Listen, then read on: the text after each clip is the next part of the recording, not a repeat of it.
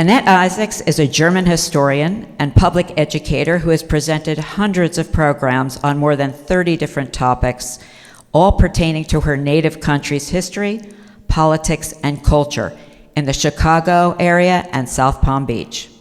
Born and raised in the Rhine Valley region near Frankfurt, Annette received 2 scholarships for academic excellence, which allowed her to attend Emory University in Atlanta and the University of Vienna in Austria. She then returned to her native country for her graduate studies and completed her master's degrees in American Studies, Political Science, and History at the Freie Universität in Berlin. After relocating to Chicago, Annette built a thriving career in academia and became an adjunct faculty member of the lifelong learning departments of more than 5 universities in Illinois. She currently resides in Fort Myers, and I am so thankful that she drove across the state and just arrived in this horrible weather. She's also a popular instructor at Florida Atlantic, where I had the good fortune to meet her and hear her there. Thanks to the wonders of Zoom, Annette recently presented her programs on Germany at the lifelong learning departments of a multitude of colleges, including the University of Virginia, Carnegie Mellon, William & Mary, and Dartmouth. I am honored to introduce our distinguished speaker today, Annette Isaacs.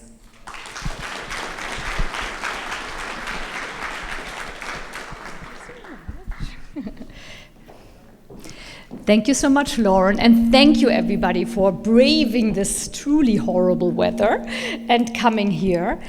I am, as Lauren already said, I'm a German historian. I grew up in Germany. I was, of course, born there. Yes, so I am talking to you today because of several very important anniversaries that we are commemorating in Germany and also all over the world.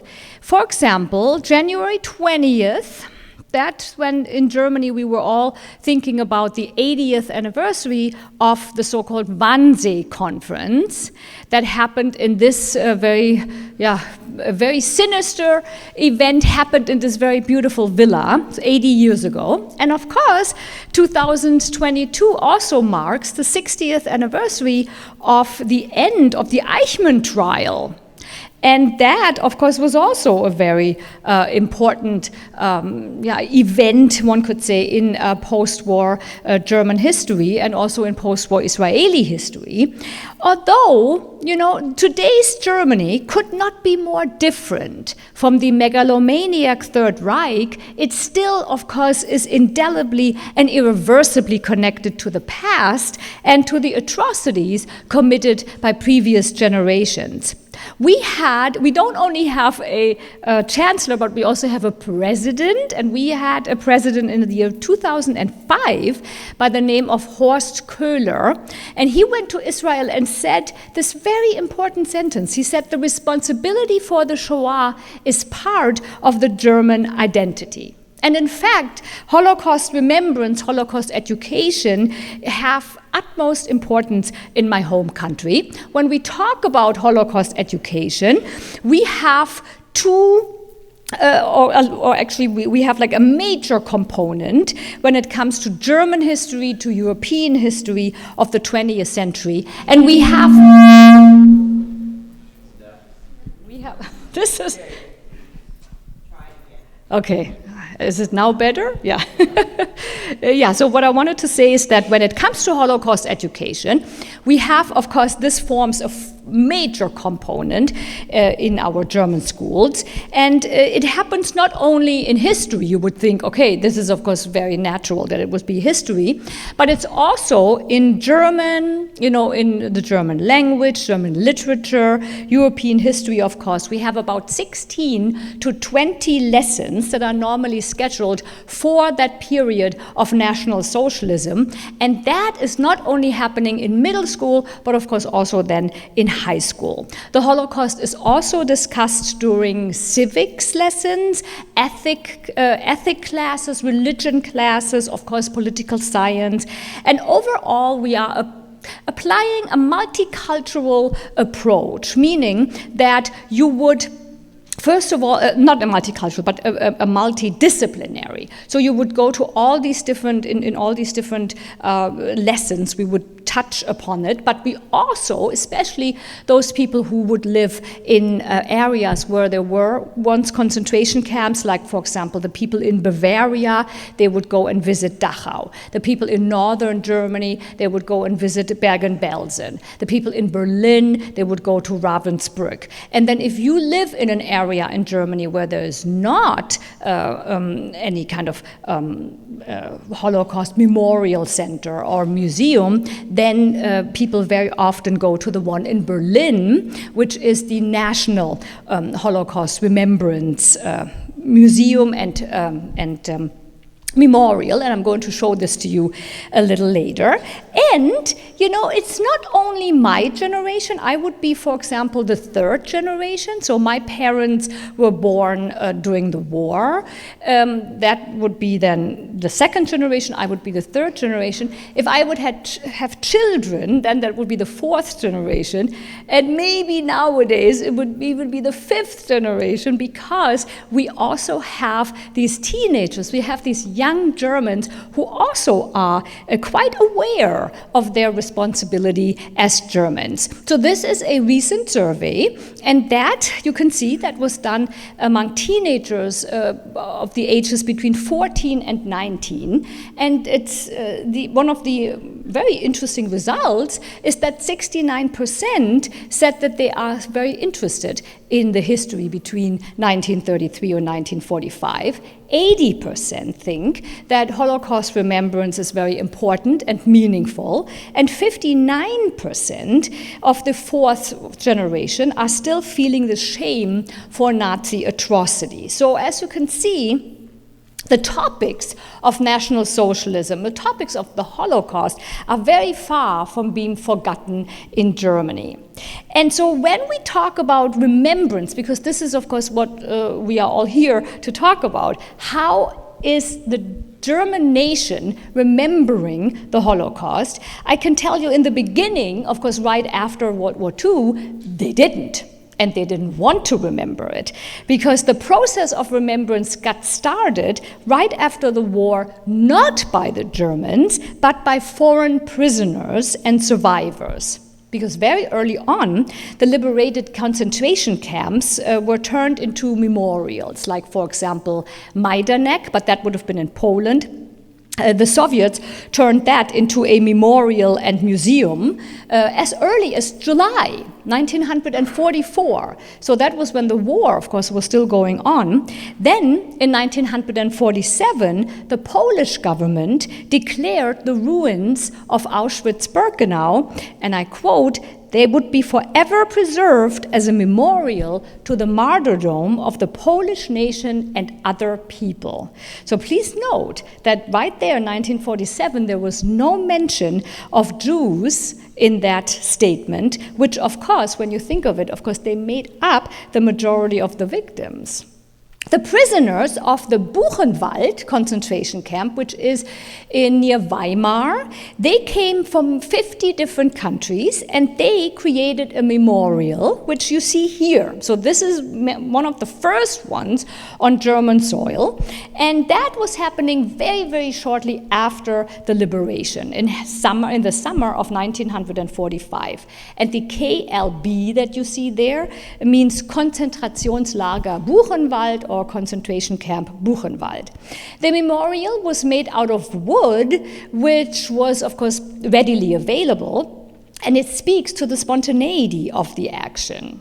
A few years later, in 1953, the Association of the Victims of the Nazi regime in Berlin built the first Holocaust memorial in that city, in Berlin, on the so-called Steinplatz. And what they did is very interesting. You see these stones that they were using. Those were actually stones that they took from the synagogue at Fasanenstraße, which is in that same neighborhood.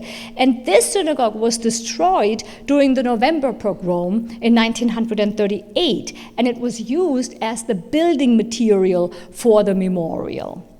When it comes to memorializing the Holocaust in Germany, you can imagine that the grassroots movements, the politicians, everybody who is involved in this process, they all ran into this one central problem. And this problem is, how do you create a memorial culture in the land of the perpetrators? The late Jewish historian Marianne Averbuch said it really quite beautifully, actually, because she was in the early 2000s. She was asked about this memorial, this very ambitious project that our federal government was building right there, right next to the Brandenburg Gate. Later on, I'm going to show you some photos. And so she was asked by a journalist, what do you think about this? And Marianne Averbuch said, I don't think you really need a memorial because the entire country is a memorial. I thought that was quite the sentence. And indeed, while the process of remembrance in other countries is purely positively connotated, of course, remembrance in Germany always has to serve as the constant reminder of the most negative moral abyss in the country's own history. And so what had to be done was, in the words of Volkhard Knigge, who is one of the very important historians when it comes to this subject of remembrance. He is actually the director of the Buchenwald Memorial Museum. He said, he always calls it a nationalization of negative memory and remembrance. It took about 15 to 20 years after the war, for that remembrance process on part of the Germans to get underway. But then, when it finally got underway, there was no stopping it. In the wake of the Auschwitz trials that were happening a little bit after the Eichmann trial was happening in Jerusalem, the Auschwitz trials were happening in the early to mid-1960s, and this was happening in Frankfurt.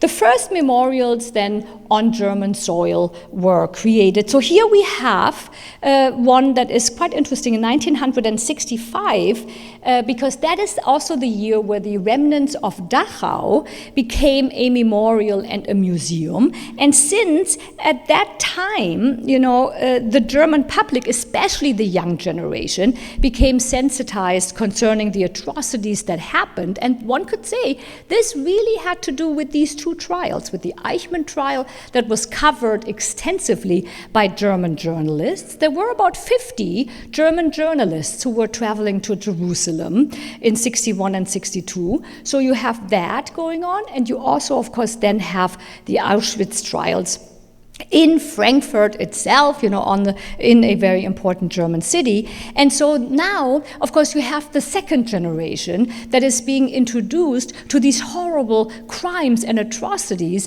that their parents and grandparents committed. And so, because at that time in history, people did not really have the Holocaust on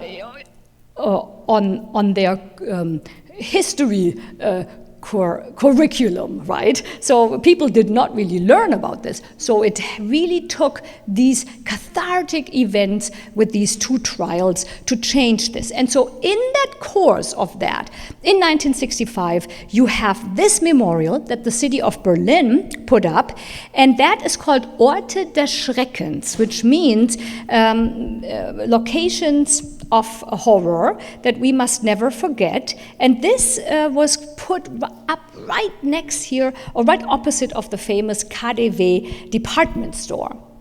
In the years and decades that followed, Germany developed a diverse remembrance culture that was, and the fact why we were doing this was that it was also, of course, the land of the perpetrators. And by the 50th anniversary, that would have been, of course, 1988, all German, by the 50th anniversary of that November pogrom, all major German cities had memorials to the victims of the Holocaust in one form or another. And that diverse memorial culture in Germany is made up of several things. One would be artworks, I'm going to show you some of those. We have architectural creations, which would, for example, be the Holocaust Museum, by Daniel Liebeskind, or the Jewish Museum. Memorial sites, we already talked about that, where the Holocaust took place. That would, of course, then be these, for example, these concentration camps on German soil. And then, especially in Berlin, in Nuremberg, and in Munich, it would be the so-called authentic locations, which bear witness to the Nazi atrocities. And they would be, for example, this one. I already showed that in the very beginning. So this is, of course, the house of the Wannsee Conference, where 80 years ago, on January 20th, the final solution, as they called it, Eichmann actually later claimed that he was the one who invented this term, where that was negotiated. On the 50th anniversary of that conference in 1992, the city of Berlin turned that villa into a memorial and museum. A visit to this place is, of course, a very authentic and emotional experience, because you are being confronted with the grim realities of that Nazi system. For example, and there we go back to this idea again, it is where the Nazis were. Germany is the land of the perpetrator. We have all of this. We have the original correspondence of Heydrich, of Eichmann, of people who were organizing this conference. So this is quite. Oh, and then another very important thing is that the people of Germany feel very strongly that Holocaust education needs to be available to everybody, and so that is why all these museums, all these places where we are, doing research, or where we are actually showing what transpired in those 12 years from 1933 to 1945, they're all free of admission. So you never have to pay any kind of admission in order to just keep it available to everybody. So now I'd like to kind of show you a couple of the highlights, because time is of the essence, so you don't have too much time today, but I wanted to show you some of the highlights when it comes to the German, or also to the memorial landscape in Berlin. And so the first one is created by this one. And this is Israeli sculptor Misha Ullmann, who has been living in Stuttgart, though, in a big German city in the south, for many years, and he created the so-called book burning memorial. And of course, you are all aware of what happened was when the Nazis came to power. They came to power at the end of January in 1933, and then by May 10th, they already had their big first book burning. And egged on by Joseph Goebbels, you have right-wing students, you have SS men who were meeting at the university, and the University of Berlin was right opposite of the Opera House. And then there was a square which was called the Opera Square. And this is here, you can see this is where the books were burned.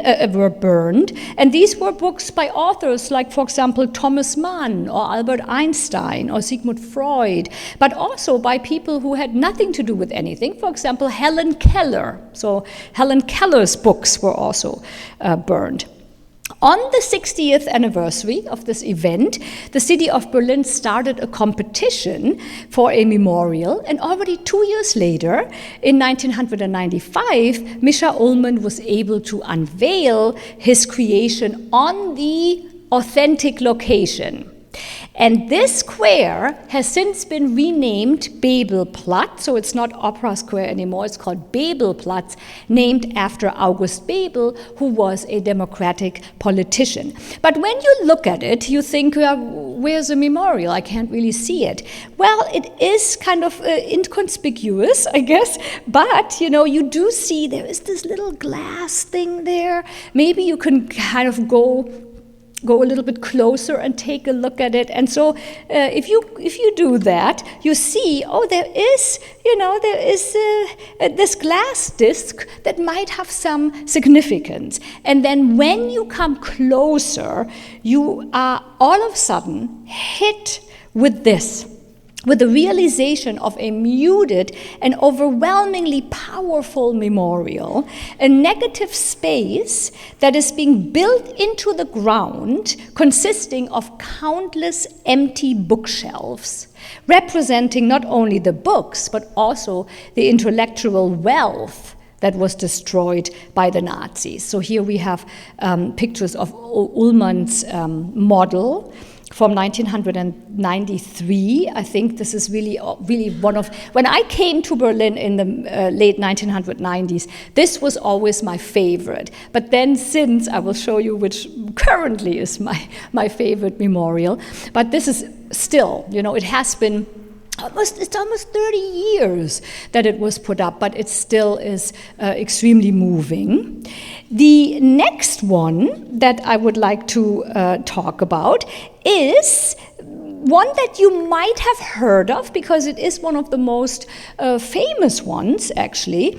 And this has a long name, as you can see here. Memorial Location of Remembrance, or Locations of Remembrance in the Bavarian Quarter, Marginalization and Disenfranchisement, Expulsion, Deportation, and Murder of Berlin Jews in the years 1933 to 1945. And that was created by two professors. So it's very interesting, because Mischa Ullmann is also a professor of art at the university in Stuttgart. And then these people here, Renata Stie and Frieder Schnock, were also professors of art at the university in Berlin, though. So this is also called the Bavarian Quarter Memorial. Has nothing to do with Bavaria in that sense. It just is located in an area of Berlin that is called the Bavarian Quarter because all the streets are named after Bavarian cities. So you have the Munich Street and the Nuremberg Street and so on. So before the war, the Bavarian Quarter was one of the centers of Berlin's Jewish life. Over 16,000 Jewish Berliners lived there, which was about 10% of the entire Jewish population of Berlin. Many were upper middle class citizens, and one of the most famous ones was Albert Einstein. So he lived there for 12 years before he emigrated. When the Nazis came to power, they immediately put laws and ordinances into effect that were designed to ostracize Jews. And as early as April, remember again, they come to power at the end of January, and they are not losing any time. We already have April 1st, 1933, we have the first boycott against Jews and Jewish businesses. And over the years, over 100 regulations and laws were created. And so that really, the marginalization of Jews saw its first major peak in September of 1935 with the Nuremberg laws. And I'm sure that you are familiar with the Nuremberg laws that kind of established anti-Semitism and racism as like a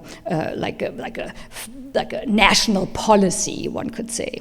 So with their memorial installation, these German artists were doing something interesting, because especially for me as a historian, I thought that was very interesting, because they went back to the history books, and they looked at this long road of humiliation and suffering by researching all of these laws and regulations that were created by the Nazis in that now I don't know how to pronounce it, of that kind of process of let's say, of othering. We're making the Jews other, And so what they did was they created 80 signs, and they installed them on lamp posts all over that Bavarian Quarter. And this is happening in the 1990s. And these signs are printed on both sides. So one side bears a stylized image, and then the other side contains the text of that Nazi law. And very important also, the date when that Nazi law went into effect. Let's look at some examples. So here we have a musical score. If you walk around this sign, you can see the other side. And the other side says, Jews are excluded from glee clubs. And when you take a look at the date, it is August 16th, 1933. Or this one. This would be like emblems or stickers that you put on your luggage when you travel, when you have or stickers that you would put at the back of your car, telling everybody that you went to Yosemite or something. So we have that in Germany too. And so if you walk around that, it says, Jews are not allowed to become members of the German Automobile Club. And that was happening on the 1st of October, 1933. So when you first read these signs, especially the ones that were created very early on, with those laws that were created very early on, you are stunned. You are stunned by the banality, by the pettiness of the marginalization. But then, of course, what you want to do, you want to read more and more of these signs, because the placement of these signs is very conducive to you wanting to go to this other a street, to this kind of corner there, and look at it. Oh, and there's another one. Let me quickly look at that. And so before you know it, you have been spending like a whole afternoon walking around that Bavarian Quarter, looking at all of these different signs. So this one is interesting. In order to avoid a bad impression with foreign visitors, signs with extreme contents shall be temporarily removed. Signs like Jews are not welcome here will be sufficient. And the date is 1936. So who of you knows what's happening in 1936? Olympics, exactly, the Olympic Games.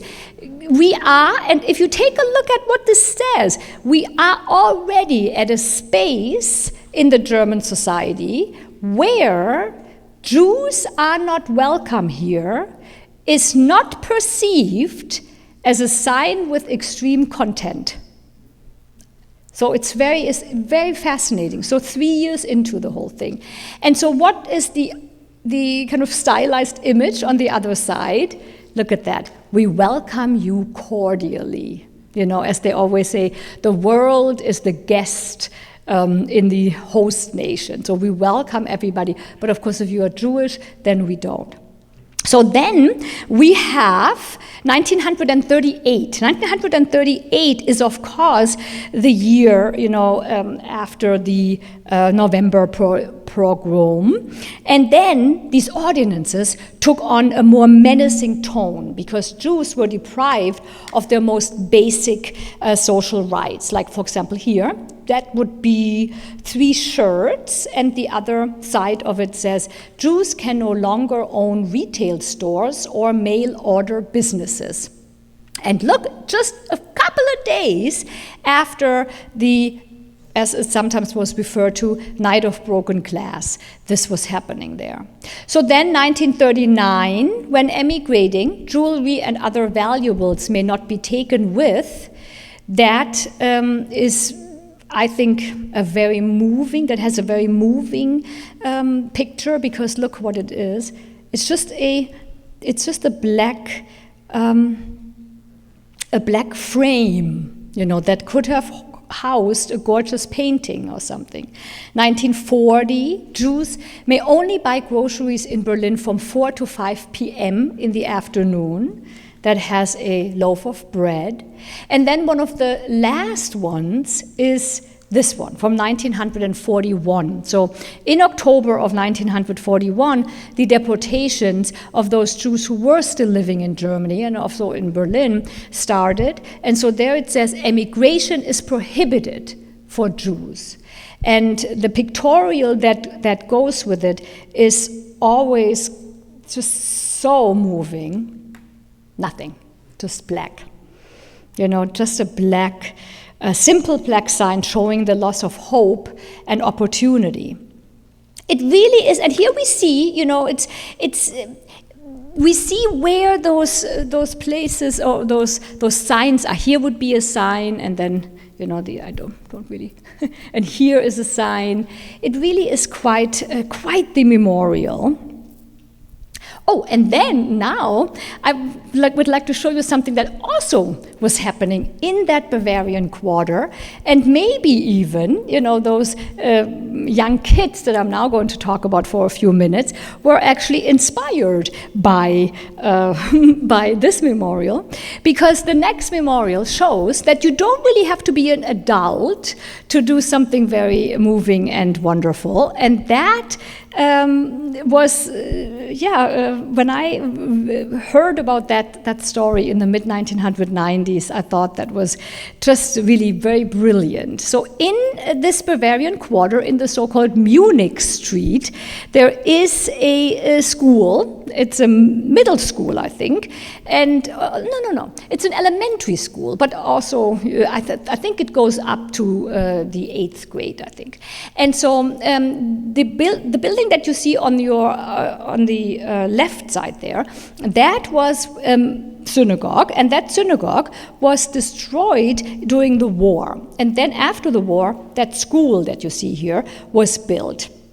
And in 1994, they had a principal, and that principal was a woman who was thinking about how can I sensitize the 6th graders for that very difficult topic of the Holocaust. And so she decided that she was going to take her class of 6th graders to the City Museum in Berlin-Schöneberg, which is in... It's kind of difficult to say because Berlin has all these districts, and that Bavarian Quarter is in Schöneberg, but it's still called the Bavarian Quarter. So these kids went to that city museum, and so she told these little kids to please everybody adopt a person that you see. Do some research about the Jewish people who once lived in our area, and then kind of adopt this person and tell us what you found out. And so, some kids were doing that because maybe they shared the same first name with the person that once lived there. Others decided that they were going to look into the person who once lived in their apartment, and so on. So they all came together, and then they had bricks. They were sharing what they found about these people who once lived there. Then they had bricks, and then they wrote what they found out on these bricks. And on top of every brick, they were saying, Ich denke an, which means I remember this person, or I remember that person. And so then, when this was all done, the headmaster thought, hey, maybe we should create a little memorial, a little remembrance wall. And here you see very humble beginnings. So these are the kids in 1994. But what happened was that in every year afterwards, the respective 6th grade was doing the same thing. And so this little wall grew to this. To a whole big wall, and then they had, in 2012, they already had the 1,000th stone. So I thought that was really, what an effective way, to sensitize 11-year-olds for this difficult topic. The next memorial is one that is very close to my heart because I paid for it. So actually, it's something that everybody can actually do. It's the so-called Stolperstein. The Stolperstein means a stumbling stone, and this is a memorial that was created by an artist, Günther Demnig. We will see him in just a second. And it is something that, when I say I paid for it, it's something that really everybody can partake in. So, for example, I sponsored 2 of these stones, and one stone was 90 euros, which would have been about maybe $100 or $110. So it really wasn't a lot of money at at all for this wonderful task there. And so this is the neighborhood where I lived in Berlin. This is not the house, though, that I lived in, but the thing about this memorial also is, where is the memorial? We don't see it. Well, if you kind of look closer, there you won't see it either. There, maybe you see, if you look here, down here, you see a little stone, like the little teensiest stone. They really aren't big. They are 4 by 4 inches, and they are made out of golden brush brass. You literally stumble over them. That's why they are called the stumbling stones. And then, if you look closer, you see there's something written on it. What's written on there? And then if you look even a little bit closer, there you go. It tells you the information about the person who once lived in this building. And this person, it's one of the people that I sponsored, is Ruth Rosa Benjamin, and it tells you when she was born and then what happened to her, her fate. In her case, she was killed in Riga. And this is the artist. This is Günter Demnig, who started this also, again, in the 1990s, so that is the decade where the memorialization really is gaining steam and becoming very important. And you wouldn't believe it, he has been doing that like a madman. For the last almost 30 years, he created over 50,000 of these stones. And not only in Germany, but also in other European cities. And then, of course, when I lived in Berlin, I lived in a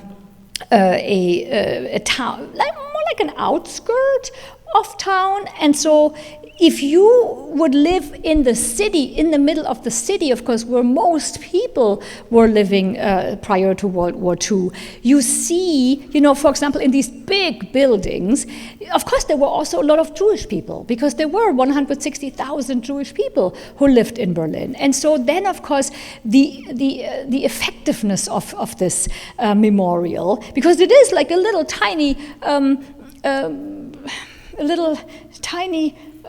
stone, but then if you take a look at all of that, because it then goes into a conglomeration form, basically. And so here you have, for example, this is in the Mitte district, where you can then see so many different stones, and that are of course also telling us of so many different fates of all of these people. So it really is quite moving, because you are constantly, when you are walking through Germany, you will see these in all different streets, and so you are constantly being reminded of what was erased. So many lives were erased by the Nazis.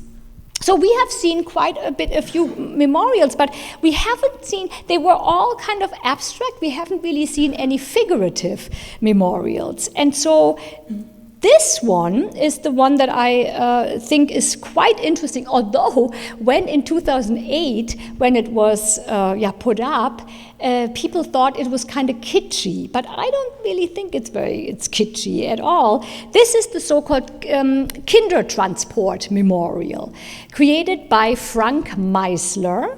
Frank Meisler was, I think he lives in America, I want to say, but he was born in Gdansk in Poland, and he was actually a kind of a Kindertransport. So in 1938, he was one of the about 10,000 kids who were from Berlin, from Vienna, from Prague, from other European cities, who were brought to England and then also to America to be saved from the Holocaust. So this memorial, here we see him with other Kinder. So these were all the survivors, one could say. They met in 2008 for the 70th anniversary.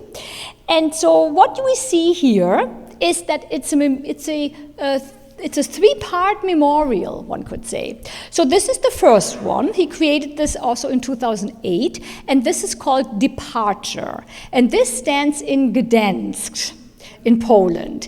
And then, so you can see that what it is depicting is, of course, people or kids who are on their way. They are departing, they are leaving their families to go on their way to England. And then this one here is the Liverpool Street Station one. It's called Hope Square, and that is in London. And this one also shows the kids, and the kids have just arrived. So they were saved from the Nazis. But, again, we are in Germany. How are we going to pay respects to all of these young kids who were killed during the Holocaust? Over 1.5 million victims were children. We can't just say, oh, wasn't that fun that we had people coming, leaving Poland and then being in London, yay. No.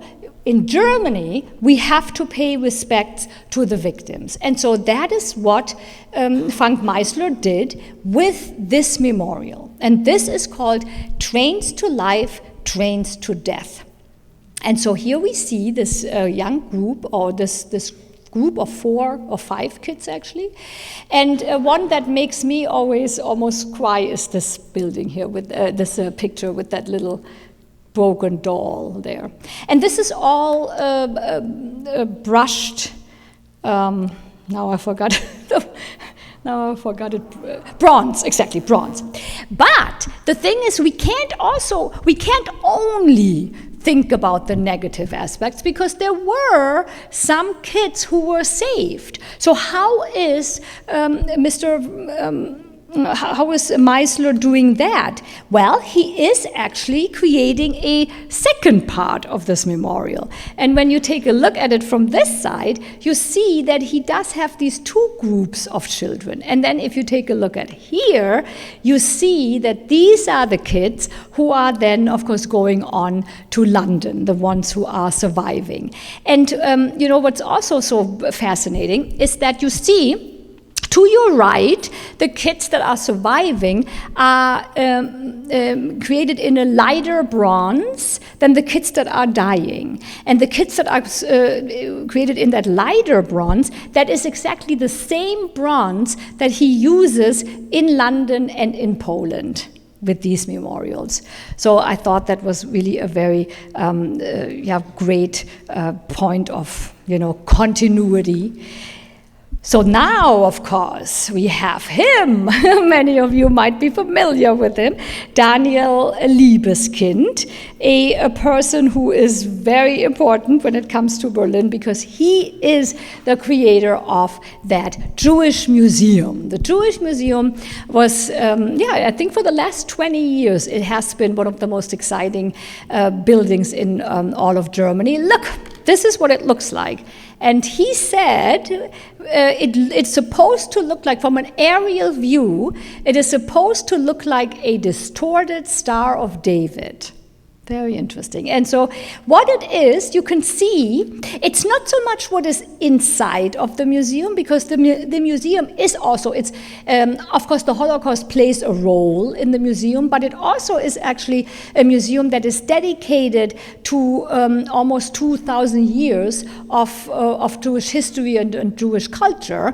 But the outside looks very, almost like a memorial, because you can see, here we have, it almost looks as if the building was kind of excoriated, whipped, torn open.